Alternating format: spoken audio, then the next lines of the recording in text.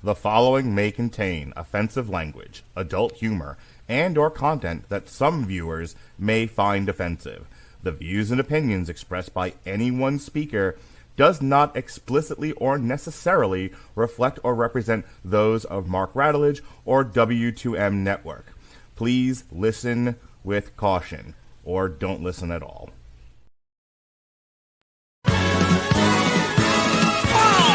There'll be spectacle, there'll be fantasy, there'll be daring do and stuff like you would never see. Be a movie.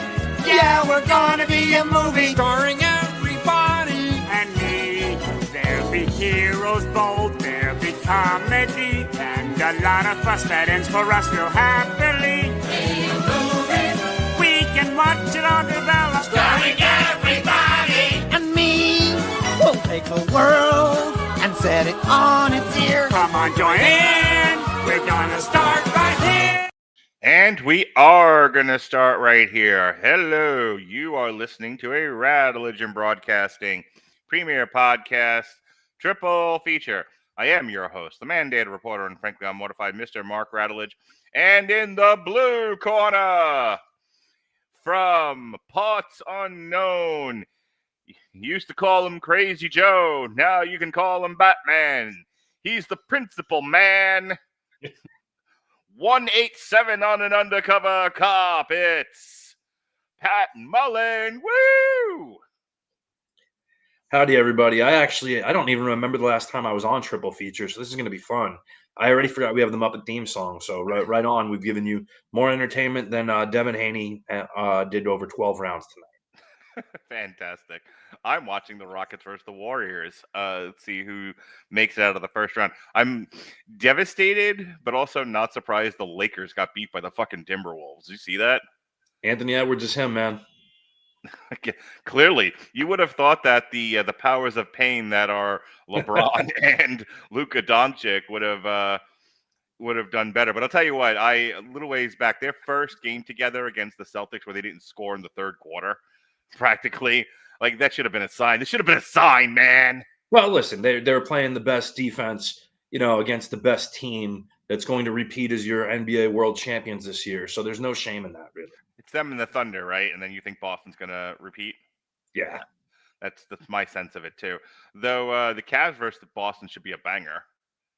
Yeah, Donovan Mitchell, I love his game, but there's only so much he can do, and I don't think they have enough of a perimeter threat presence. So we'll see. They're a great team. They've beaten us this year, so. Sure. And the Boston Celtics are not the Miami Heat, huh? Huh? Huh? All right, enough basketball talk. So it's funny you mentioned the last time you were here on a triple feature because we did the Punisher show, I think January of last year, about over a year ago. And then because of a conversation that took place in our group chat, we were like, we should talk fun high school and trouble movies. And I went, right, Lean on Me, Stand By Me, Stand and Deliver, and Dangerous Minds. And you and Ronnie looked at me and went, narc. So, Yeah. So we did that one, and then we were going to do this shortly after, but a combination of people's scheduling's not meshing, my inability to reschedule things in a time frame, and we just punted it into next year. And now I've got more time and availability to do this, and it's more aligned with your schedule. We're finally getting to this. We're finally, a year and a half later, we're finally getting the Pat show that he pitched initially. It only took a year and a half, guys. There's been things we've waited for longer than that. The return of the McRib as a regular menu item. Flying cars. Yes. Yeah, all that good stuff. It only took a year and a half. That's not a lot of time. We got here. We said we would, and we did, and we're here now. And this is kind of a great time for it too, because everybody's either just coming back from spring break, or you have the end of semester.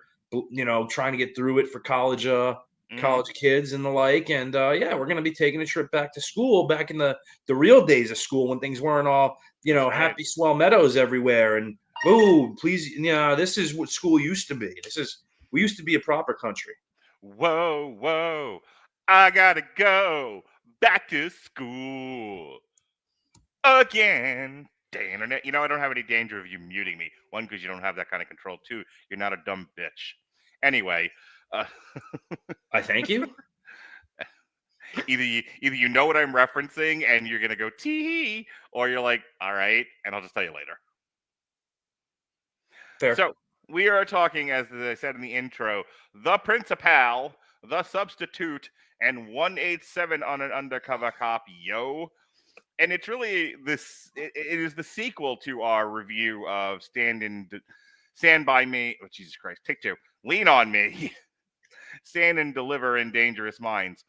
The genre of high schools in trouble movies evolved significantly from the late 1980s into he said with a grin, into the mid 1990s, beginning with a foundation of inspirational redemption dramas and mutating, oh boy does it ever, into gritty action thrillers. It began earnestly with films as the aforementioned Lean on Me, Stand and Deliver in Dangerous Minds from 1995. These movies centered on teachers and administrators fighting to reclaim failing schools, emphasizing personal transformation, student empowerment, and systemic reform. The stakes were social and emotional, saving lives through education, not violence. However, as the 90s progressed, and as American cultural anxiety about crime, urban decay, and out of control youth intensified, the high schools in trouble narrative hardened. Instead of inspirational teachers winning hearts and minds, later films portrayed literal battles for survival against criminal elements within the schools. Movies like we're going to talk about tonight, The Principal from 1987, The Substitute 1996, and 187 1997, transformed the setting from a battlefield of ideas to an actual battlefield. Authorities were no longer educators first, they became enforcers. Characters like James Belushi's Principal Latimer, Tom Berenger's mercenary turned substitute Shale, and Samuel L. Jackson's poor unfortunate soul haunted teacher, Trevor Garfield, had to physically fight gangs, drug dealers, and violent students. Education was almost incidental. Survival and order became the goal. And thus, the genre evolved from teachers trying to save troubled students to teachers trying to survive troubled students. This transition also reflects the broader cultural fields of the 1990s. Urban schools were increasingly depicted as hopeless, violent zones where idealism wasn't enough. Only strength and retaliation would do. By the end of the 1990s, this cycle largely burned out. The action-heavy high schools in trouble subgenre gave way to other approaches like the more psychological horror of The Faculty in 1998, or the satirical dark comedy of Teaching Mrs. Tingle in 1999. The idea of schools as battlegrounds didn't disappear, but the way Hollywood depicted them shifted with the times. You want to respond to any of that, Pat? So here's the thing. There was always the divide of the very reality based in many cases, or hope based on teacher comes in as an educational savior, helps put people on the right track through teaching methods and trying to reach the kids. And Yeah. like we talked about on last episode, there were movies being made at the same time that went the other route, like The Principal, like Class of 1984, Class of 1999, which released in 91 or 92. Mm-hmm. And then there was another edition in that series where there are the depictions of ultra violence trying to survive the horrific urban gang culture that dominates a high school. So Right. it's not as though all of a sudden that came out of that. There was always that market at the time going one way or the other. Eventually, that genre got more mainstream with some of the releases and some of the names they put in, like Tom Berenger, who was a bankable movie star. Samuel L. Jackson was really starting to break out as a bankable movie star. So it makes sense that they would get wider releases at that point. But those movies were always being made and produced in the background. Much like the women in prison movies of the 70s that Roger Corman put out and other kind of B movie genre, the high school has always been ripe for exploitation, whether it be sexual, violent, kind of slapsticky prankster kind of stuff, where it kind of what we remember from Porky's is the sex, but what really stood out to me when Jason and I reviewed that was the queer-coded fat female lesbian gym teacher.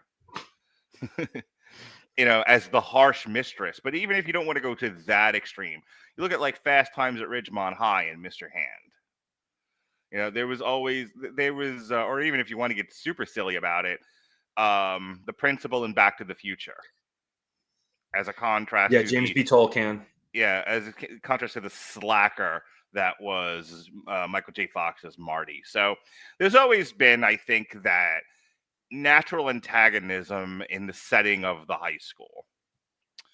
And as we all know, one of the great cultural and gender divides, as depicted in the cinematic classic Kindergarten Cop, because as we all know, boys have a penis and girls have a vagina. And our mom says our dad's a real sex machine. That's right. All right. So with that being said, let's get into our first movie, The Principal. And before I even begin to talk about this, it stars Jim Belushi. I like the idea that somebody thought Jim Belushi was going to be a movie star someday.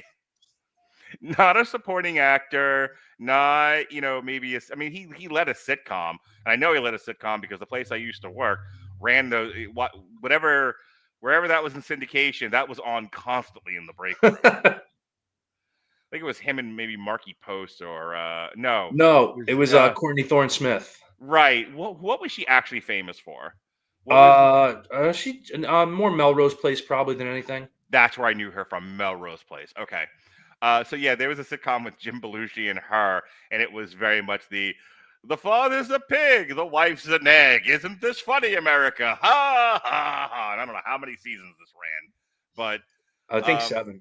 Oh God, what is it? Jim knows best or some shit? According to Jim. According to Jim, yeah. Oi.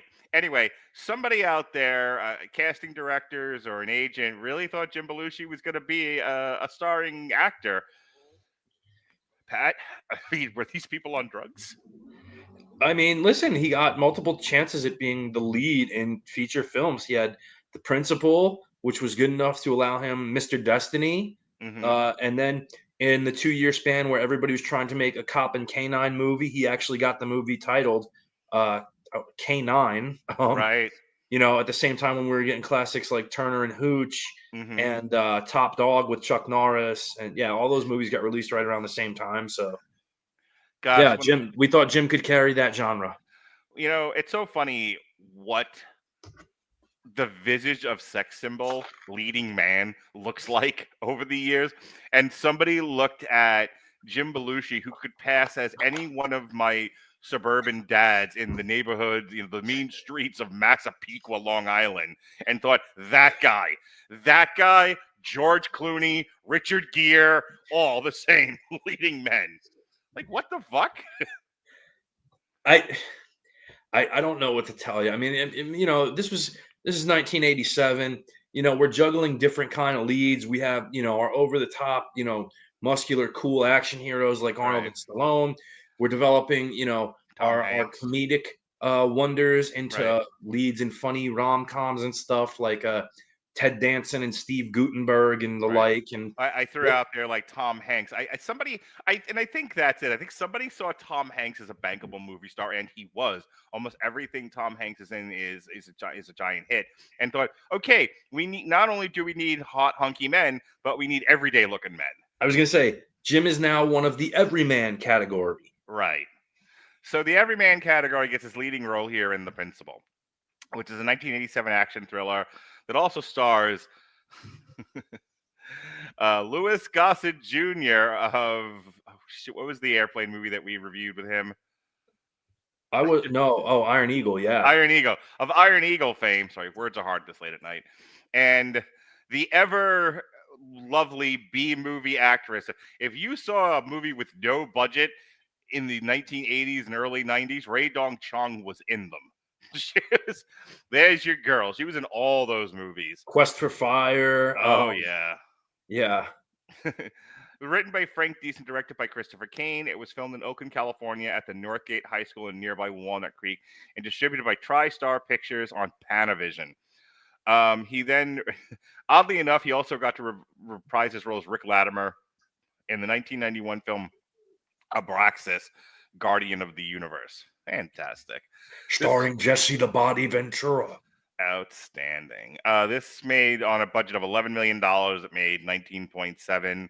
which depending on how you define successful, according to the wiki, it was moderately commercially successful, and it's got a 50% on Rotten Tomatoes. Cinema score is a B. And in 2014, the movie was one of several discussed by Kelly Goff of the Daily Beast in an article concerning white savior narratives, which is a constant theme of our podcast. So give me your. I don't do the craft review just yet because I want to do the plot synopsis. But I just like your relationship to this movie. When did you see it? What were your impressions of it the first time you saw it? So I never saw this as a kid, believe it or not. Okay. The first time I saw it, I was like maybe like 16, Mhm. and it was like on Spike TV, and Spike TV was running just a classic Spike TV block of Man's Movie Marathon, where it's Right. all manly Movies action for movies. guys who like movies. Yeah. And it just so happened that this was on there. I'm like, what the hell is the principal? And I'm like, is that Jim Belushi? Am I fucking watching an action movie where Jim Belushi's the lead? Right. Like he's gonna fight and shit. And then it says Louis Gossett Jr. in the credits. I'm like, oh, Lou's gonna do the heavy lifting on the fight, and then Belushi's gonna take a back seat.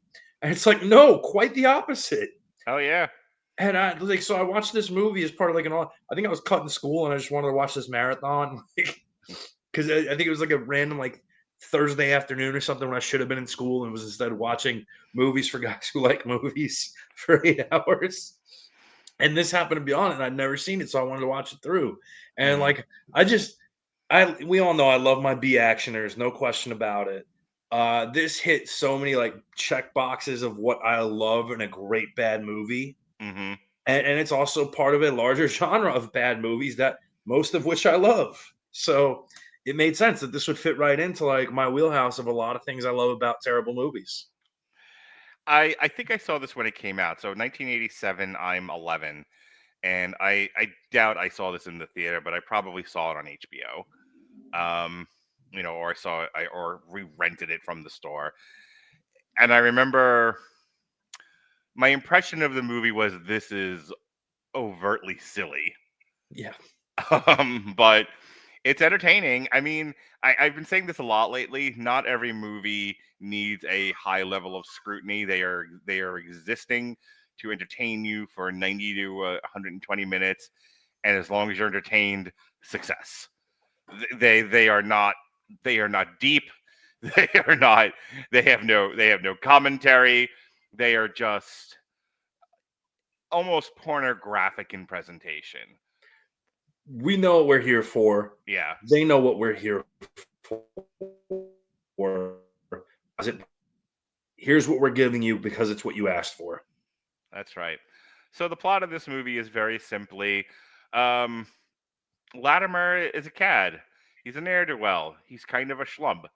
There was a lot of this going on back then.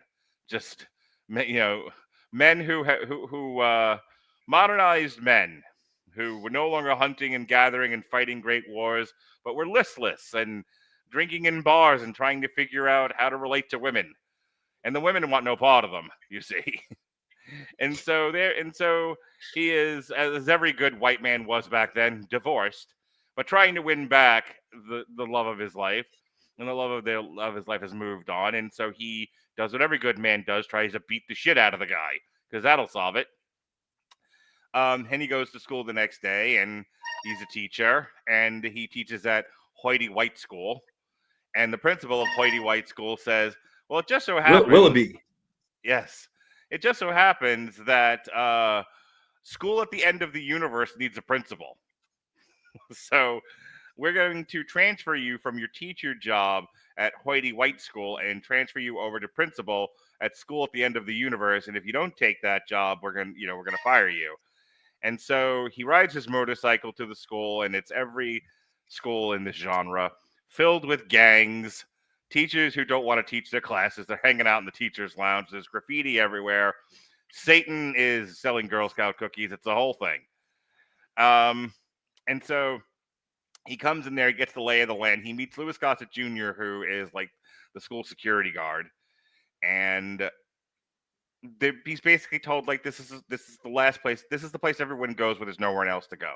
You can't expel the students. There's nowhere else to send them, which isn't a real thing, but whatever. they most certainly can expel you from those schools. And then it's teachers who they have nowhere else to go either. So it's literally just the worst of the worst. And while there are some teachers that are absolutely trying to get through to some of these kids, the rest of the teachers are like, yeah, I give up. So so we have a gang, as with every one of these movies, there's a gang in the school that's sort of trying to run things. There's a young lady who is stealing drugs in the bathroom, and at first he's just like, I don't care, I'm just here to get a paycheck. But he gets turned around, and now he's trying to help. He wants the girl dealing drugs to stop that, and he's trying to help her. He's trying to get everyone out of the hallways and into classrooms, which kind of makes things worse because the good kids were staying in the classrooms and the bad kids were not there, and now they're peeing on floors. Animals that they are. And as we learn in this movie, Latimer is really a great philosopher. He says, pee only stinks if you don't clean it up. Good. Outstanding. So anyway, he keeps running afoul of the gangs, and for every kid he reaches, the gangs make him go 2 steps back. They destroy his bike. They beat the shit out of him. They nearly kill one kid. And eventually the gang leader says, look, if you come back to school, I'm going to kill you. Straight up, you're dead, man. And this ends in a final confrontation between Latimer and the gang member where I think it's Louis Gossett Jr. just shoots him dead, if I remember correctly. I know he dumps one guy over the stairwell. Yeah, he dumps the very muscular Jerry curl mullet guy. Yeah. Right over the top of the stairwell as if it's fucking Cobra Kai. And then at the end, it's what's his face that saves Belushi when he's about to get it. Lou Gossett and yeah, let me read it here. Okay. Arturo interview. So one of the young Spanish kids that was being tutored intervenes and strikes Victor with Rick's baseball bat. The distraction leads to a showdown in the school's halls between Victor and Rick. Initially, Victor seems to have the upper hand, but Rick overpowers him and beats Victor senseless, throwing him through the schoolhouse doors. Victor's defeat greatly shocks the rest of the school who witnessed the fight. Several students cheer Rick on, much to the chagrin of Victor's gang members. After a small fight breaks out, Rick again declares no more, which stops the fight quickly. The police finally arrive. Victor is okay, so he didn't shoot him dead. It's the other guy. Victor is being arrested and drove him away. A student derisively asks, hey, man, who the hell do you think you are? And Rick responds, hey, man, he's the principal. I'm the principal, man, and rides away on his motorcycle. Oh, Pat, how great is this movie? It's so glorious. It's just the best. Like, it's just, dude gets dropped into the worst of situations at the point where he shouldn't give a shit anymore. But just sees the opportunity, and he's an educator. And if you're an educator, you don't let that. You never stop. It's like being a cop. You're always trying to reach some kids and try to make their lives better. And so he intervenes, and then the gang gives him a hard time, led by Victor, who we both loved on Oz. That's right. And then just all the action that we get in this, man, whether it's a one-on-one fight with some gangbanger early in the movie or a motorcycle pursuit when he breaks up a drug deal, and the whole like cat and mouse of who's going to get who first. And the thing I love too is, remember how in Over the Top they never knew if his name was Hawk or Hawks? Right. In this one we get like 5 different pronunciations of Latimer, Latimer. Right. Like they never settle on a way to pronounce his last name. And I love that. And yeah, like Lou Gossett Jr. gives it a little bit of credibility, although if he'd have been more involved in that, it would have been cool. But we get that whole situation where we get the one-on-one showdown that we've all been waiting for, and how he picks off the gang members. But what you kind of like about this one is we talked about how Jim Belushi's the regular guy in the genre of movies. Well, then he looks like a fucking guy who'd be a principal in a school. So, all right. And then, he does also look like the average guy who's sitting at the end of a bar at Friday night, like he is in the movie, and just downing some whiskey and waiting for a fight to break out that he's just going to get into and do something stupid. So they really did cast that part well when they cast Belushi as the guy. Yeah, that's the funny thing. As much as I was sort of deriding him, it was like he is no leading man. There's no way he should be leading a major motion picture. On the other hand, he was perfect casting. Yeah. 19 million on an $11 million budget is actually not that bad, all things considered. I mean, was this a big hit? No, but did it make a little bit of money? Yeah, and it was made at a time where you could take a risk on a Jim Belushi in a small budget, silly high school in trouble action movie. What I like about this movie is, here's the thing. I want to draw a distinction. It's not bad in the craft sense. It actually has a very good narrative flow. He's when we meet him, he's at the bottom of the barrel and he has nowhere else to go and he's disillusioned, but he comes to see the value of what he's doing and he tries his hardest at it, and he is met by one hurdle after another, one obstacle after another, which he overcomes. At no point is he ever Superman. At no point is he given really an extraordinary amount of power to overpower things. I mean, he gets tricked into The tutoring session. Yeah, and then they dismantle his bike, but the kids feel bad for him, and so they put it back together again, and they write El Principal on it, El Principal. Yeah. So it's like he loses a lot. He gets the shit beat out of him, but he keeps coming back. I mean, essentially, it's the Rocky structure, where you keep getting beat up until you win in the end. And even at the end, I mean, it's just a knife fight that he survives. Yeah. And he gets help, with the Pearl Harbor job. The kid who was being tutored first by Ray Dong Chong and then him, that he had developed a bond with, right, saves him in the end, and then he's able to get the upper hand. It's at no point he doesn't suddenly get super strength. Yeah. Or become a ninja, which is distinctly different from the idea that this is in any way realistic. It's not. Nope. And I think if you accept this as white savior action fantasy, this is sort of, I think of it kind of like The Shield, where it's sort of like middle-aged man power fantasy. Gosh, I wish I had the ability to smack a kid around. God, I wish I had the ability to smack drug dealers around. I want to be riding on a motorcycle and being seen as a hero for, by smacking some kids around. That's what I want out of life. Right. Name the reality in which the gang of drug dealers doesn't immediately just blow his ass away with an Uzi, and that's the end of that guy. Right. It's like the Home Alone joke from Family Guy. They're just like, I've set traps all along this house. All right, yeah. Well, that's that. Oh, don't walk in that puddle. But again, movies are, I think this gets lost on people now. Movies are fantasy. These are not meant to be realistic. And I think my dad says this, or used to say this all the time, as long as you don't disrupt the fantasy you create by breaking all the rules of your world, it's fine. You can make up any rules you want. It's a fantasy. So the middle-aged man power fantasy as acted out by Jim Belushi and the Principal is enjoyable to watch, and I can see why this appeals to guys. This has no appeal for women, by the way. None. Oh, no. I would not show this to a single guy. I wouldn't show it to my daughter. I haven't shown it to my son. This is all middle-aged man appeal and nothing else.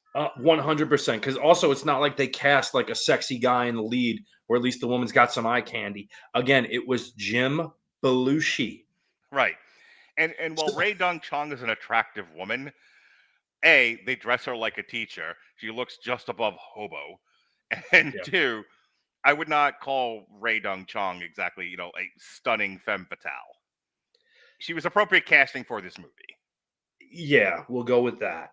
But again, that's the point you're making is, again, make your rules, but don't break your rules. Right. As long as it goes that way, you can accept what's going on. Right. And it could be Jenny McCarthy teaching at that school. Then it's a whole other movie. Yeah. I mean, yeah. Again, I think the thing they do well is set the reality of their world and don't stray from it, like you pointed out. Mm-hmm. Now, again, obviously, what would ever stop a bunch of fucking guys from just running up on him with an Uzi? Since he's the principal, you know where he is at all times, pretty much on Monday to Friday, Right. and problem solved. Um, but the thing of it is, it's because it's inherently silly and plays it straight. It works for this. Right. It They doesn't don't come across address as that this is ludicrous in any way during the movie. right. Yeah, it doesn't. One, it doesn't come across as parody. It only you can only view it as parody through the eyes of a longitudinal view as we're doing. We started with Lean on Me and, and got to the principle. And only by looking back do we go, this is a parody of that. But it's Well, not well, to intentional be either. to be fair, I believe The Principal came out in 1987 and Lean on Me came out in 1988. Oh, you might be right about that. Hang on. Uh yeah, Lean on Me. Actually, Lean on Me is 89 Ah, and Principle is 87. Um but as we talked about before, it's not. You can only view the principle as a parody if you look at the more serious movies. But I think it's more of let's take let's take the idea of those serious movies and make it and turn it into an action fantasy. and here's the inherent humor in that. Because we talked about Dangerous Minds Right. being based on the real story of Luann and her time as going from the Marine Corps to being a teacher in a underprivileged Los Angeles school. And yet the overwhelming response to that in the critical negative was that this is not realistic in any way, shape, or form. Right. And that was played straight based on a real story with a big budget and big expectations. Hmm. And if I'm not mistaken, it wasn't just a critical failure, but it was a commercial bomb at the time. As I recall, yes. Yeah, and the only thing people remember is the Gangsta's Paradise song from Coolio. Right.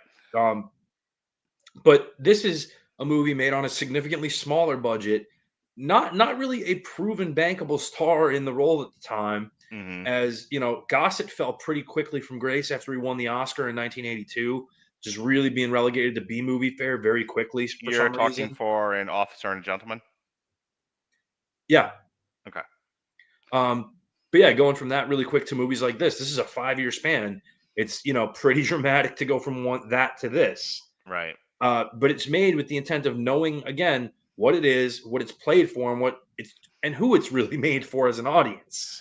The last thing I'll say about this is if you're a studio executive and you know that the more serious redemptive high school in trouble movies are not as bankable as the action oriented ones, and you can actually get away with if you're doing a prestige film, you have to pay for prestige actors and prestige and give prestige money, prestige budgets. You don't need to do that if you're making a silly action movie. So I can see why studio executives would greenlight more principals and substitutes than they would stand and delivers and lean on me's. So I'm not surprised the principal got made. And like I said, I think for what they were going for here, I think they were probably satisfied with it. I don't think anyone thought this was going to be Avengers Endgame. So, you have to absolutely manage expectations. And unless you've got anything else, we can move on to the substitute. So I'm going to go ahead and do that. The Substitute is a 1996 American action thriller film directed by Robert Mandel and starring Tom Berenger, Ernie Hudson of Ghostbusters and Oz fame, Mark Anthony, William Forsythe, Raymond Cruz, Luis Guzman, and it was filmed at the Miami Senior High School. If you don't know who Robert Mandel is responsible for the following movies. This was, I think, the last movie he directed. Prior to this, he did School Ties, which is a great movie, by the way. Absolutely worth watching. Big Shots in 1987. Touch and Go in 1986 with Michael Keaton. FX in 1986. Independence Day. No, not that Independence Day. The other Independence Day in 1983. On television, he directed episodes of Game of Silence, Dominion, Prison Break in 2005. He's also the stepfather of Dean Cain. Oh, I did not know that. Lost in 2005. And skipping back a little bit, he did 6 episodes of Nash Bridges. Did the pilot episode of the X-Files. So, you know, a Hollywood hand, as they are called. So I was waiting. I was kind of vamping for you until you came back. When did you first see The Substitute, and what was your first impressions? Oh man, I think I saw The Substitute. I know I didn't see it in theaters, but this was one of those ones like you just talked about where it was an HBO favorite very quickly. Yeah. So I was with my older cousin and my younger cousin, and I was probably like 9 years old or so. Mhm. First time I saw this movie, and so we're watching it on HBO, and my cousin had already seen it, my older cousin, Mm. and he's like, "Oh man, this is The Substitute," and we're like, "What's that?" And he was like, "Oh, this is the best movie, man. This is why you should be like a teacher, you know?" And I was like, "Oh, okay, cool." And then meanwhile, it just, it spirals into this movie about a mercenary taking on a Miami-based drug cartel that's being infiltrated via the public school system from a corrupt cop turned corrupt principal, running with not only the local street gang of repute, the Kings of Destruction, but also with a big time dealer named Johnny Glades, who is, I assume, meant to be portrayed as like a Seminole Indian, but Mhm. like, because I know the big Seminole jumps, but like, and then it's all being combated by former, U.S. Marine, now mercenary, Jim Shale, who goes undercover in the school with his, Merc team on the premise that there might be money because there's drugs involved. And it's just glorious in how many things it packs in at one time. This takes the high school in trouble theme in terms of redemption, reaching students, and throws it out the fucking window. Yeah. And then goes after it into the parking lot, kicks it a few times in the stomach, dumps gasoline on it, and sets that fucker on fire. This makes no bones about it. This is an unabashed action movie that happens to take place in a high school. Anyone looking at this going, this is one of those, a substitute. A teacher can really mean a lot in the life of a young. No, the fuck, no, it isn't. This is an action movie that is dressed up for Halloween, like a Hollywood, like a high school in trouble movie. Jesus Christ. I don't think I saw this when it first came out. Like I might have seen this like bits and pieces of it in passing on HBO, but I'm not as familiar with Tom Berenger stuff. And I would only become more familiar with Ernie Hudson later in his career, after being on Oz and other places. But like at the time, again, this is what, 1989. This thing comes No, out. this is 1996, man. No, not yet. 96. So 96. I'm halfway through college. Like I said, I don't remember when Oz started up on HBO, but 97. 97. Okay. So yeah, at that point, he was still the black guy from Ghostbusters to me. Like he did not resonate. So I don't think I paid any attention to this movie, and I think in 1996, I'm very much in my film snob era. Sure. And I'm not watching movies like The Substitute. This seemed like trash to me. Now, as an almost 50-year-old who will talk about anything with anybody so long as they have something to talk about on a podcast, I'm more than happy to talk about trash. As a matter of fact, this will be the second time I've referenced it this week. I reviewed the Trash trilogy. I'll talk about anything. But yeah, The Substitute is just... If you needed a poster child for movies for guys who like movies, this is it. This is just ridiculous. My favorite thing about this movie is the female lead, who I'm going to refer to as not Demi Moore. I looked at her and I'm like, "Are you Demi Moore's stunt double?" Like the casting call was for Demi Moore, or they tried to get Demi Moore, and she wasn't available, or she was like, "No, I was in a movie with Patrick Swayze. Go fuck yourself." Yeah, she's like, "I'm above this. I'm G.I. Jane now." Yeah. I don't know if she had done the Tom Cruise and Kevin Bacon movie yet. Oh, fuck. What's that? You Can't Handle the Truth. Oh, A Few Good Men. Yeah, this is well after that. Okay. So, yeah, if she by this point, she said A Few Good Men. She's not doing the fucking Substitute. But she's got a better agent than Louis Gossett Jr., okay? Yes. And she has... Was this before or after Striptease? This is the same time. Same time? Yeah. They probably wanted her for this, and she's like, "I'm doing Striptease. No, thank you. I have top billing. I don't need to do your trash."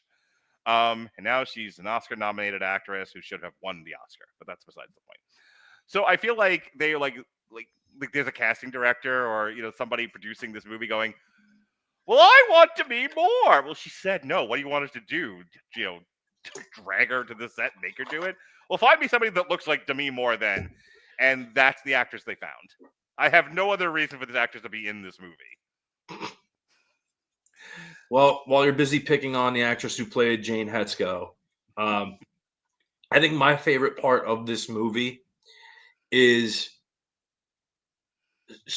it's the weird thing to say for me, especially, but my favorite part is the way he initially gets respect is not through like shows of physical force, like where he does you had to have eyes in the back of your head in Vietnam. Yeah. You had to be resourceful, which is cool and that's awesome. Mhm. But he really kind of gets respect when he starts educating them on the gang history of Miami. Yeah. And how he was involved in it as a kid. Yeah, he And kind of made it and, relate like, to him. So we'll yeah. get to it. Let's double back to that. So the premise of this is basically Tom Berenger is a merc. He gets offered a job, but it's drugs, and he doesn't want to deal with it.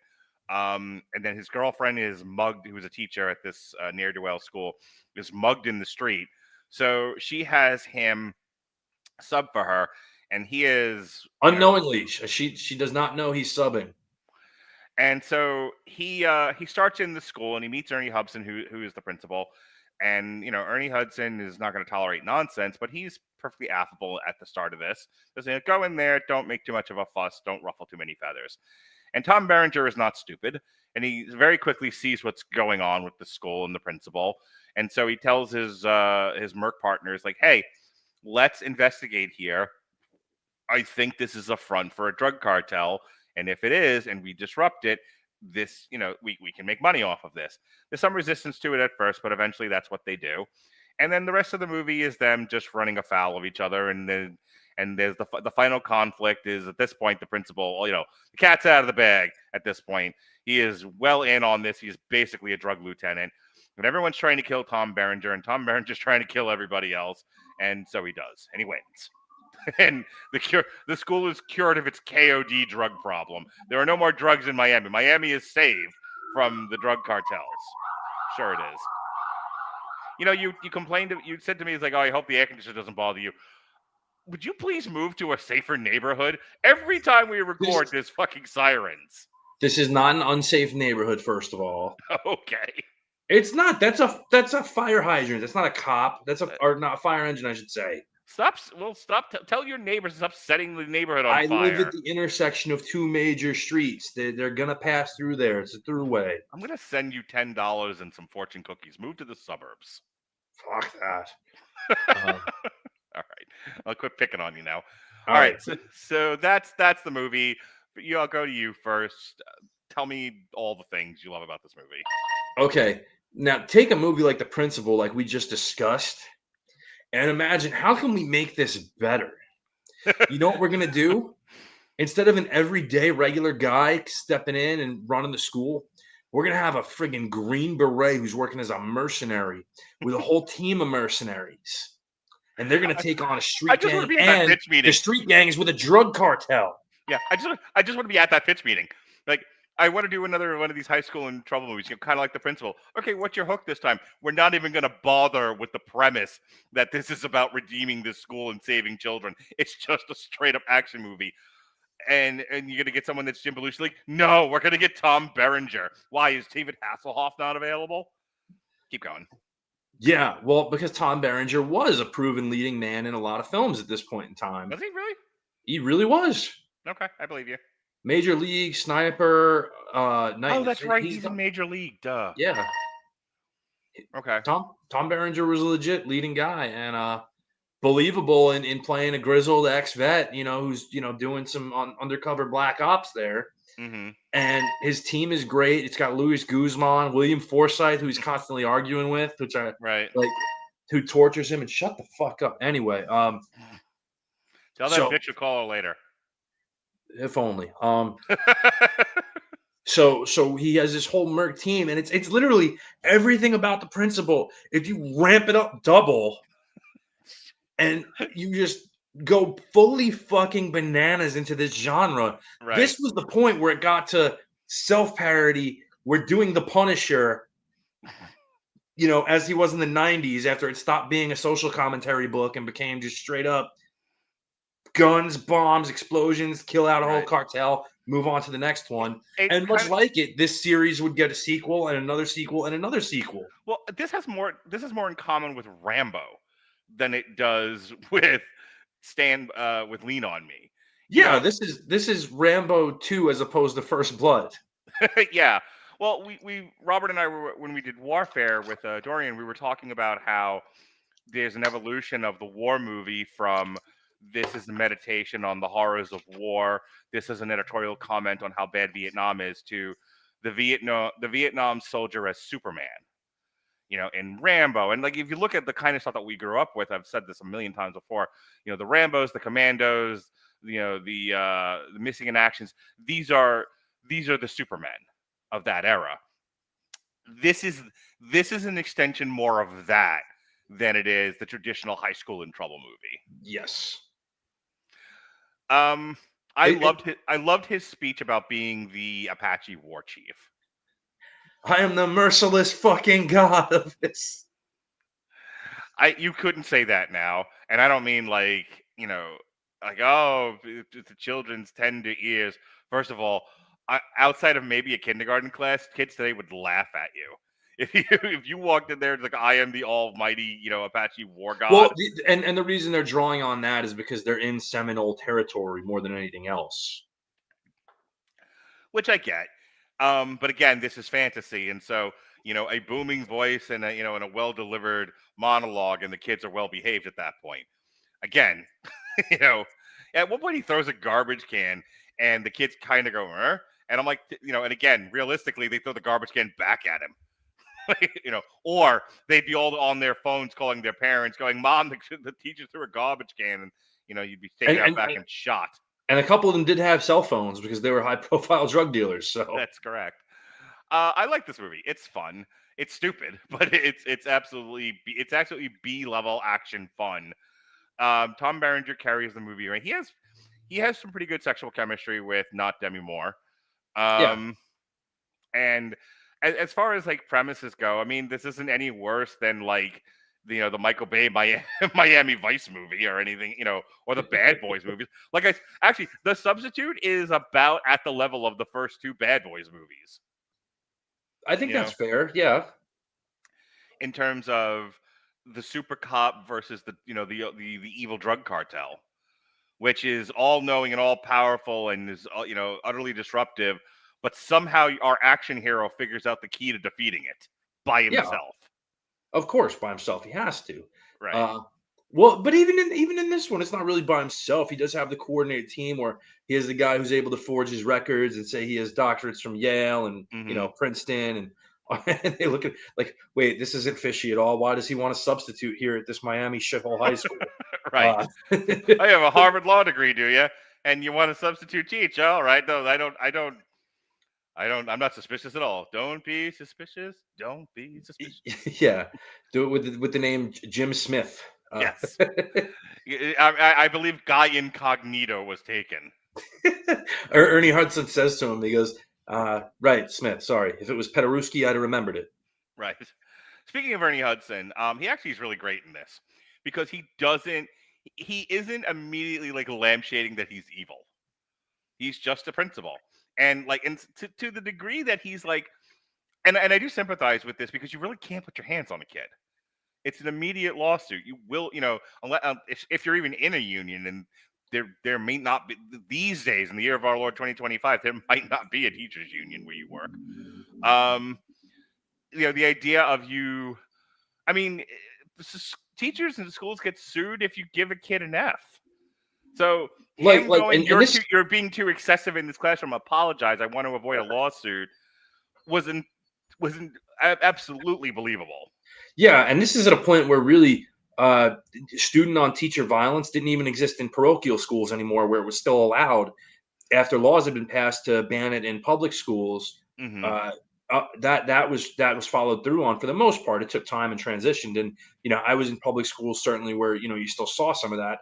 but the one I was going to wasn't exactly in the best shape at the time, so it's Mhm. kind of understandable.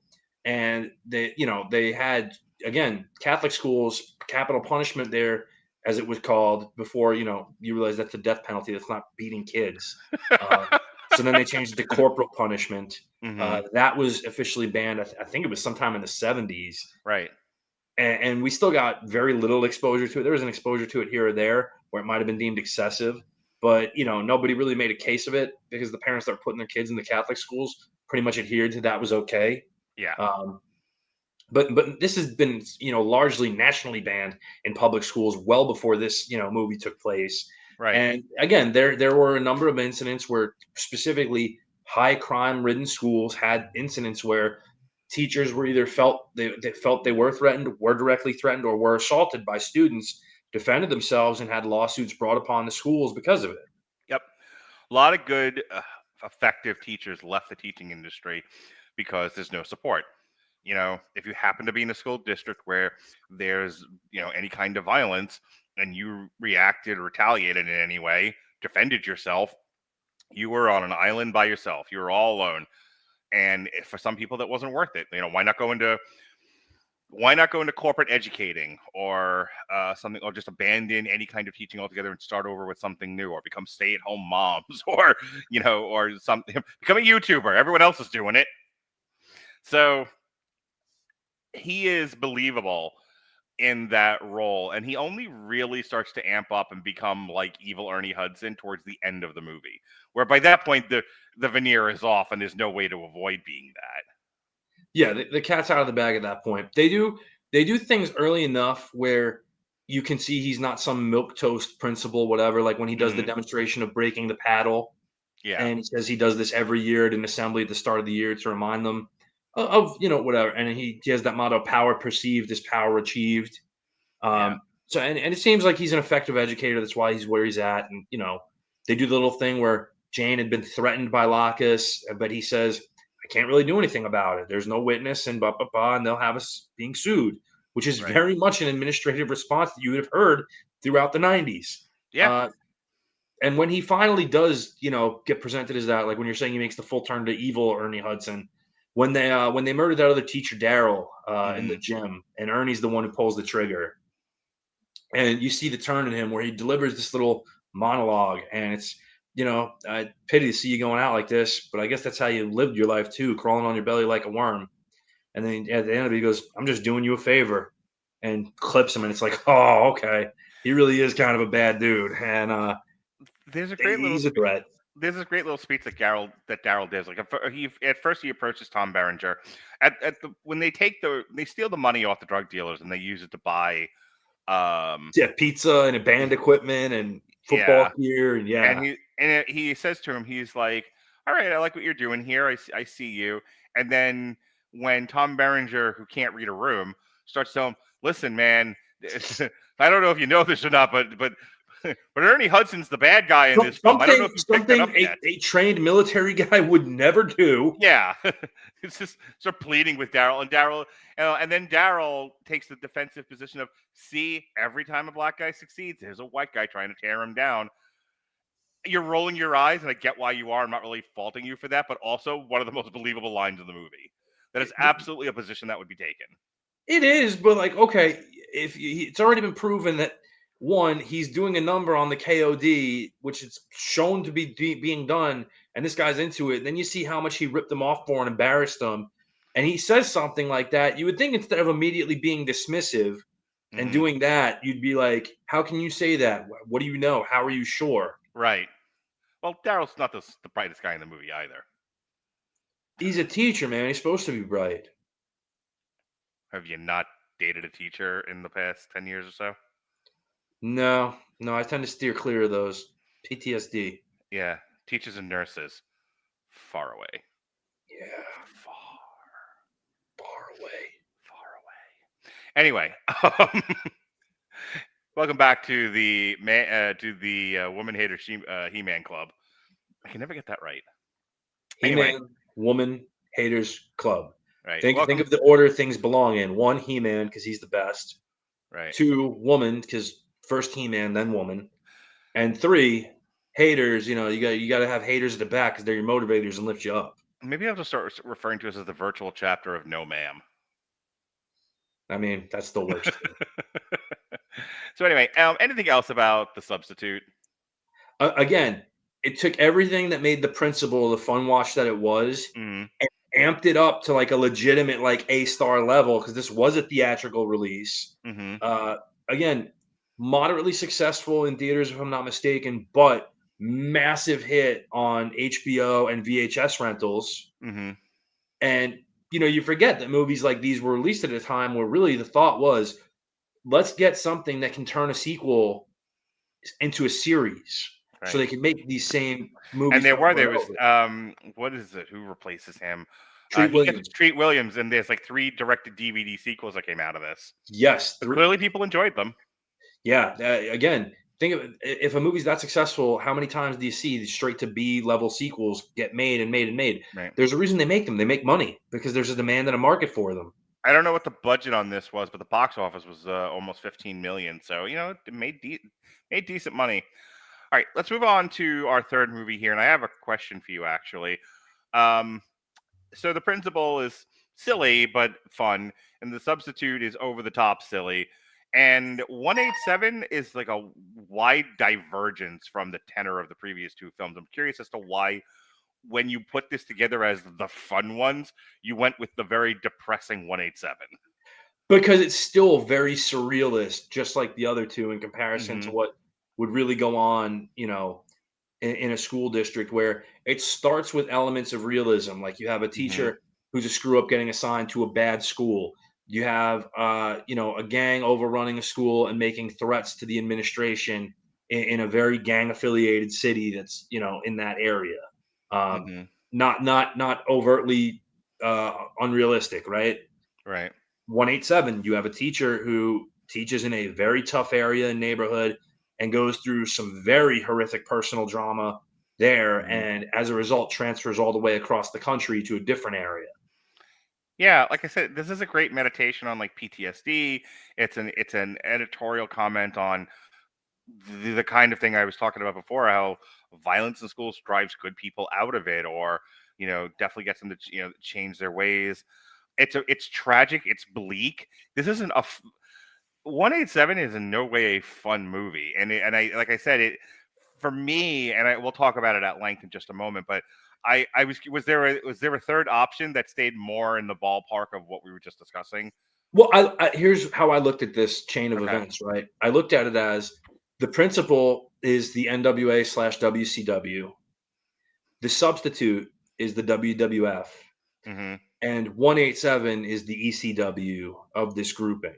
They're Okay. all the same, but they all have their differences too in what they do and how they choose to execute it. And both, and as you're not wrong, 187 also involved the stabbing.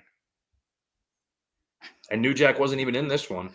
No, no, he was not. All right, so let's talk about 187 on an undercover cop. This actually has the most insightful in Wikipedia page of all 3 of these. So it's an actual real movie. Um, 187 is a 1997 American crime drama thriller film directed by Kevin Reynolds. If you don't know who Kevin Reynolds is, well, you should. Kevin Reynolds was the director of such great. Oh my God, he wrote Red Dawn, which is a movie we're gonna eventually have to talk about. Ugh. Fucking fantastic. He wrote and directed Fandango, not that Fandango. He was the director for Kevin Costner's Robin Hood, Prince of Thieves, which Mm. I'm sure everyone knows by now. He's the director for the masterpiece that is Waterworld. Mm-hmm. In fairness, he disagreed with a lot of what went on with that movie. So The Count of the 2002 Count of Monte Cristo, and the last movie he wrote and directed, as a matter of fact, was Risen, starring Joseph Fiennes, whatever. fine, Um, yeah, that was good he too. In 2012 he worked on The Hatfields and the McCoys, which is a 3-part television miniseries. So that's Kevin Reynolds. Certainly, he made his mark in Hollywood. It's the first. Now, it's funny that we ended up doing it this way, because Jason and I did an actor focus on Samuel L. Jackson, and I was specifically trying to find stuff that he was the top billed lead in. and I did not go with 187. This is actually the first top-billed starring role for Samuel L. Jackson. So a little bit of film history there. And he plays a Los Angeles teacher caught with gang trouble in an urban high school. It also stars John Hurd, Kelly Rowan, Clifton Collins Jr. in supporting roles. The name comes from the California Penal Code Section 187, which defines murder. Also, it's in every rap song you've ever heard. The original screenplay was written in 1995 by Scott Yeagman, a Los Angeles area high school substitute teacher for 7 years. Poor bastard. He wrote the screenplay after an incident when a violent transfer student had threatened to kill him and his family. Yeagman reported the threat to authorities, and the student was arrested. About a week later, he was called by the district attorney to testify against the student in a court of law, where the student was being prosecuted for stabbing a teacher's aide a year before. This annoyed Yeagman, who had not been told about it beforehand, and led to him writing the screenplay. He claimed that 90% of the film's material is based on incidents that happened to him and other teachers in real life. This bombed hard. It was made on a budget. See, if I'm a studio executive and you bring me 2 scripts, you bring me The Substitute and 187, I'm making the fucking Substitute. But I digress. It was made on a budget of $20 million. It made $5.7 million. It's got a 30% on Rotten Tomatoes. So a bomb across the board. Your further thoughts on 187 when you saw it? Because I had never seen it before you suggested we review it. See, I'm surprised by that, because this does seem like a type of movie you definitely would have been into or watched at a certain point in time. Listen, I got my bona fides. I've seen New Jack City because we got some New Jack criminals. What we need is some New Jack cops. I've seen Colors. I've seen Clockers. I've seen Juice. I've reviewed Juice. Well, no, that's the thing. Like, between the genre it's in and who's starring in it, because you're a big Sam Jackson guy, right? Like, I was so taken by surprise that you told me, like, hey, I'd never seen it before this, and I was like, oh, yeah, really? No clue. I didn't even know it existed. Yeah. Believe it or not, I guess this one just got past me. So we can delve into the plot a little bit here. Like you mentioned, Samuel L. Jackson's teacher Trevor is a teacher in Brooklyn, in a horrible neighborhood. Shock, right? Mm-hmm. This transfer student shanks him multiple times in a hallway. Hang on, student played by Method Man. Because who hasn't been prison shanked by Method Man at this point? I mean, he does this in Copland the same year. So there you go. And I saw that, and I saw Copland too. So don't tell me what movies I haven't seen. Wu-Tang and never mind. Anyway, Wu-Tang is forever. Right. But yeah, so based on this happening, he moves across the country with his trauma and ends up substituting in a new school in the San Fernando Valley, and makes friends with this other teacher, but then is informed that he's going to be inheriting all the shithead students and running that program, where it's, I think the KOD was in the substitute. This is KOS, right? Yeah. Capping off suckers. Yep. Yeah. Okay. They're the main school, and they not to be confused with DMS, which is dropping many suckers. Yeah.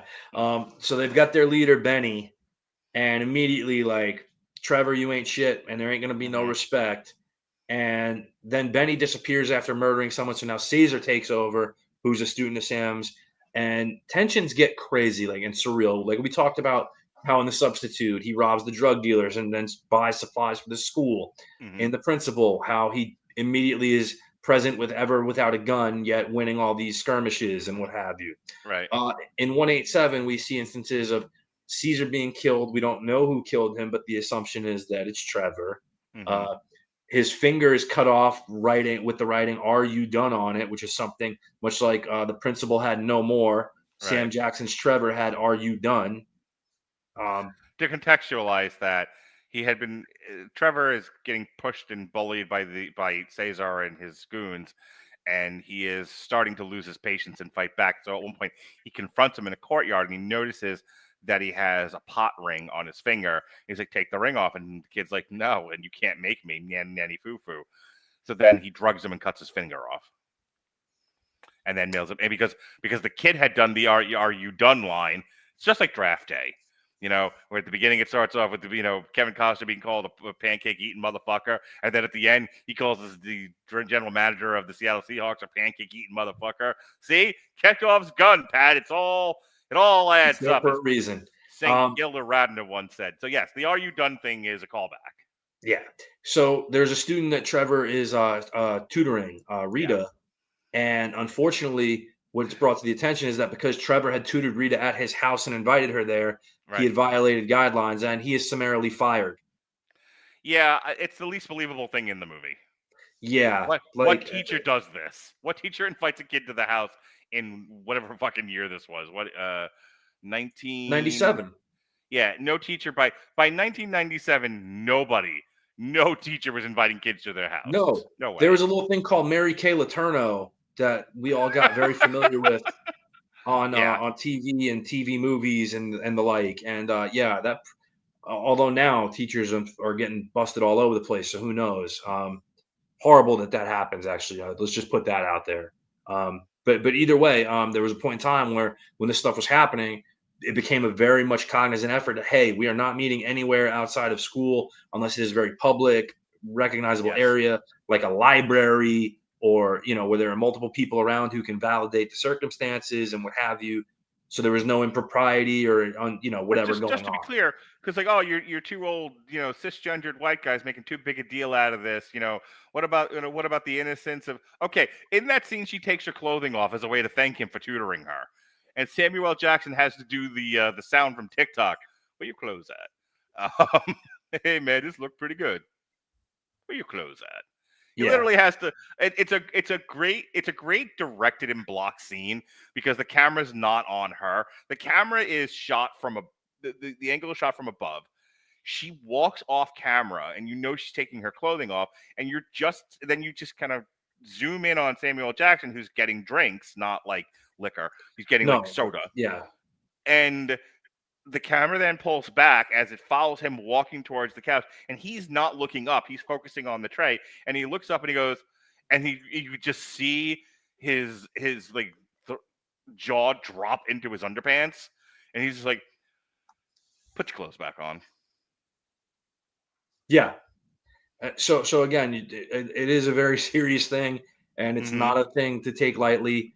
No. But again, when that happens, he's fired by the administration for that. Right. So yeah, what finally happens is they find the gang leader Benny's body, and Caesar and the gang Caesar's now running the gang officially since Benny's dead. They basically get him at his home, make him confess to killing Benny, and that he cut off Caesar's finger. So then they make him start playing Russian roulette.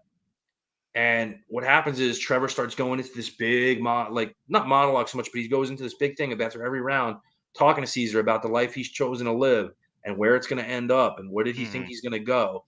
And basically pointing out stuff that, in most contexts, I'm sure Caesar's heard this from somebody at some point, whether it be somebody in school, one of somebody Mm-hmm. in his family, whatever. It's a little different when you've put a guy in a situation where he could die with any pull of a trigger, and he's still taking the Mm-hmm. time to do this and say this to you. That's a guy who believes what he's talking about because at this point in time, any clip he can go, but the point he wants to make is that you're wasting your life. Even if I lose mine, I still want to save yours.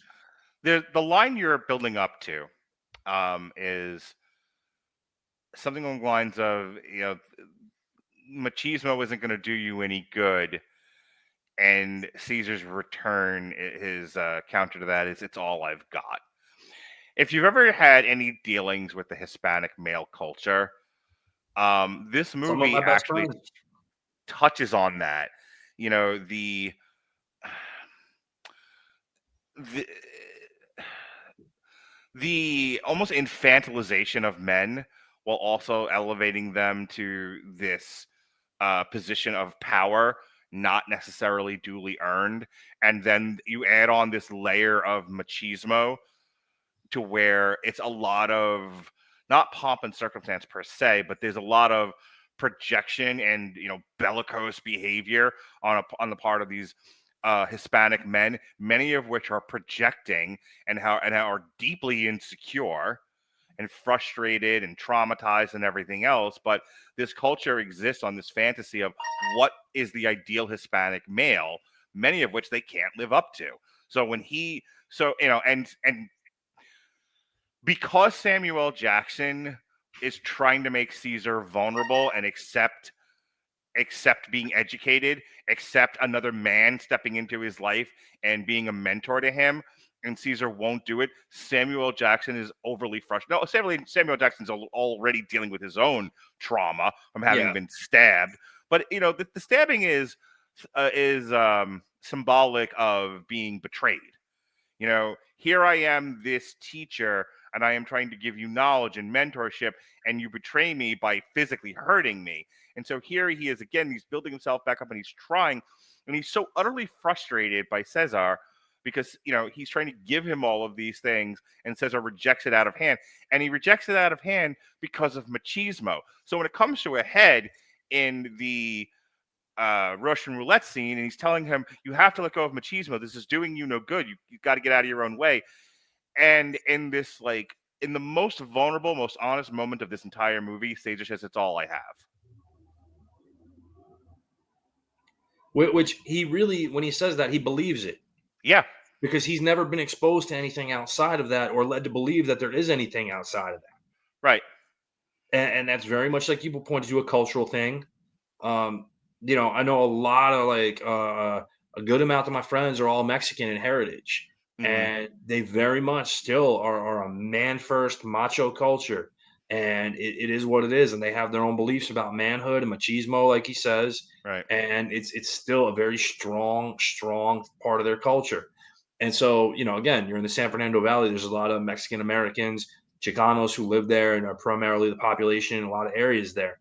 So it makes sense that would be the prevalent culture of what he's dealing with. And when he's trying to get that point across, again, this is a kid who has had no one probably do this for him in that sense, where he's always probably led to believe that somebody has an ulterior motive or something. There's no ulterior motive for Sam Jackson to be doing this with him at this moment. Right. There's really not, because Sam's still pulling the trigger, doing it, pulling the trigger, knowing full well there's any number of odds that he's going to get shot at any point in time. But his last plea is still to get to this kid, like you said, get out of your own way. Yeah, it's like I said, the tenor of the movies is so sharply different from The Substitute and The Principal, to the fact that we were having a lot of fun with this conversation, and now it's pretty serious. Like, our tenor has changed to match the tenor of the film. It's a deeply depressing, tragic story. It ends with Sam Jackson killing himself through Russian roulette, and then Caesar, who is so damaged. It's easy to write him off as the villain of the movie, but I'm actually sympathetic towards him. He is there's so many ridiculous expectations placed on him, and he is so damaged, and he is dealing with all kinds of pressure that he can't even let a dead guy have the last word. Nope. And again, where does machismo lead him? To blowing his head off. Because as soon as Jackson takes the extra turn and shoots himself in the head, Caesar decides, I still have to be honorable and take my turn. And this misconception of what he has in his head is of what's honorable or what's right. It's I think if you were to try to encapsulate the frustration adult mentors have with children in crisis, is their inability to take the opportunities being afforded them. And there are a lot. There are services and opportunities and institutions set up to give kids in the worst circumstances opportunities to pull themselves up by their own bootstraps. The old conservative philosophy. And the utter frustration and disappointment there is when we're practically begging kids to rise to the challenge, and they refuse. Not even that they can't. They're refusing. They're refusing it outright. Right. And again, in some instances, it's due to pride, which is more the case in Cesar than it is in anybody else. But in a lot of those instances, it's just an unwillingness to trust because of the damage done. Right. That's the brilliance of that scene, because he takes the extra shot. He takes his shot, thereby giving him an opportunity. This is a second chance. This is a ninth life, that you're being given, and he rejects it. Yeah, he gave him the win, right? If he wanted it, where he doesn't have to do this. Okay, I've proven my point.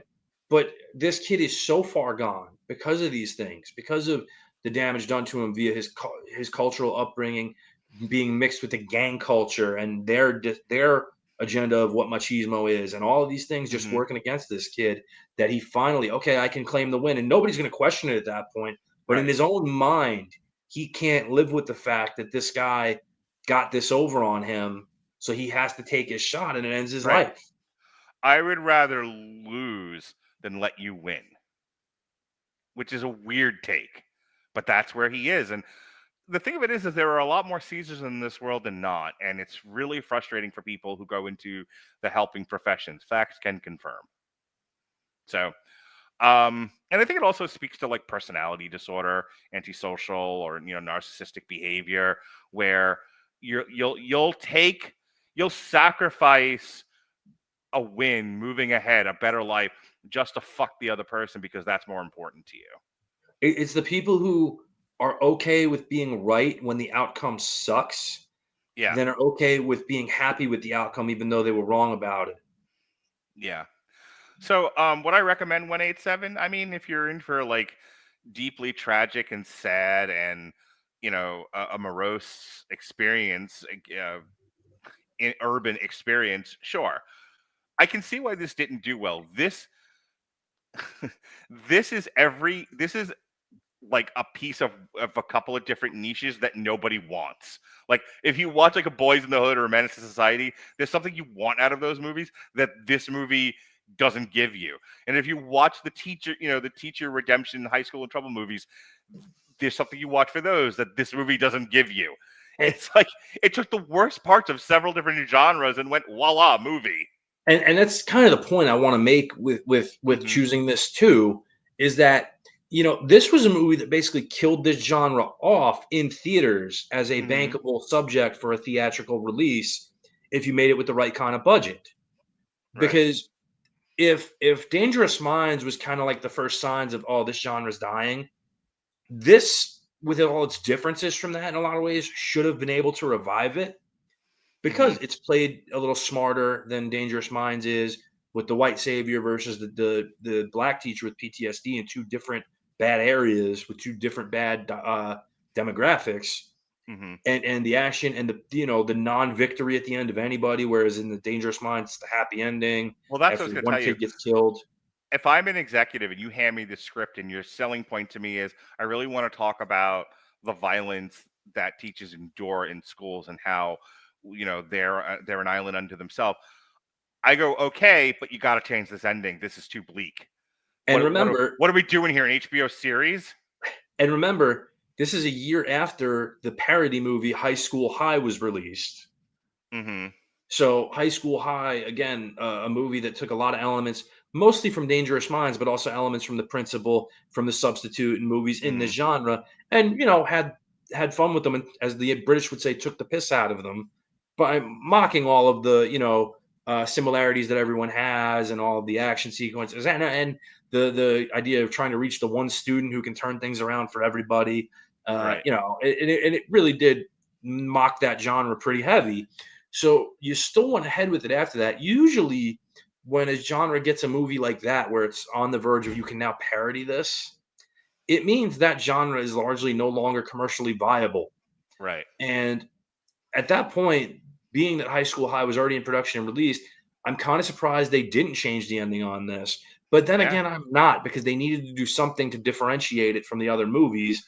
Even if it's not the ending that people want, it made it different enough from those other movies that it probably got more confidence in its release, thinking it would get a particular reaction that it didn't.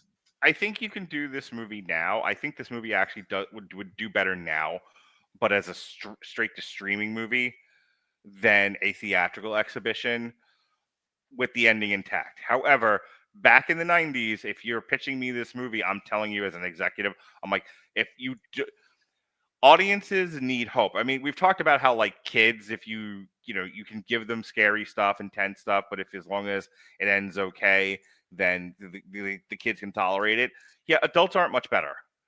Adults want to, they be okay with a tragic ending? Sure, but you really have to use that kind of sparsely and in very targeted areas.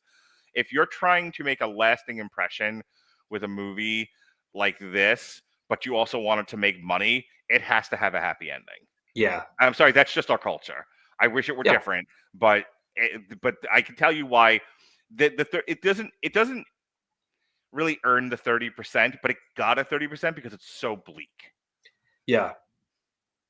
This So is again, you're talking about trying to do and take chances to make this movie matter more than you thought it would with right, that happy ending, when in actuality, what people want is what you described. The majority of the people doing this are not film snobs who appreciate art and symbolism. They're people who just want the good guy to win in the end and smile and again yeah. be given hope for the future of this world that they've been in for the last 90 minutes to 2 hours. Even Higher Learning with ends with Michael Rappaport fucking shooting himself has a happy ending. They graduate, Well, you that's know. that's John Singleton. Right. Yes, John Singleton, who wouldn't know subtlety if it kicked him in the fucking head, Yeah, as we discovered doing many of his movies on this network. yeah. Well, Pat, I always enjoy talking to you. We have great conversations, and I'm glad we did this. As silly as the topic might have been, you can pitch me a silly topic and really turn it in. Give me chicken shit, and what's always going to turn out to be chicken salad. I'll So never do one that I don't think we will deliver less than on. that's right. You're a consummate professional. So I'm glad we got you back in the fold, and we're doing we're getting to record a little bit more often than we had been. So I'm glad we got to do this tonight. So am I. This was fun to revisit these movies, remember what we love about them, and Hmm. maybe see the turn in the genre where things take a change and why these movies fell out of favor. Hmm. And yeah, I always do you think straight to streaming is more successful than straight to video? I think it's different. I think in both cases there was a lot of sludge and a lot of stuff that just sits on shelves or sits on servers that nobody looks at. So it's hard to say. On the on the other hand, we've become such a passive Wally culture that people are just here's the problem. I don't think either one's as successful as scrolling on social media, because I think if you say your choices are go down the block and rent a DVD, stream a movie, or scroll on TikTok for an hour, 99 out of 100 scroll on TikTok. Yeah, unfortunately, that is the case. So if you want people to see these movies and become interested in film history, cut them up into segments of about a minute apiece and put it on TikTok. You know how many times I fucking seen segments of Ted Lasso on TikTok? It's becoming a funny thing for me to scroll through TikTok and see what they're cutting up now. I Like mean, yeah, I know. I thought it was a joke when somebody told me they were able to watch a whole movie on TikTok beginning to mhm, end yeah, in like 22 parts, yep.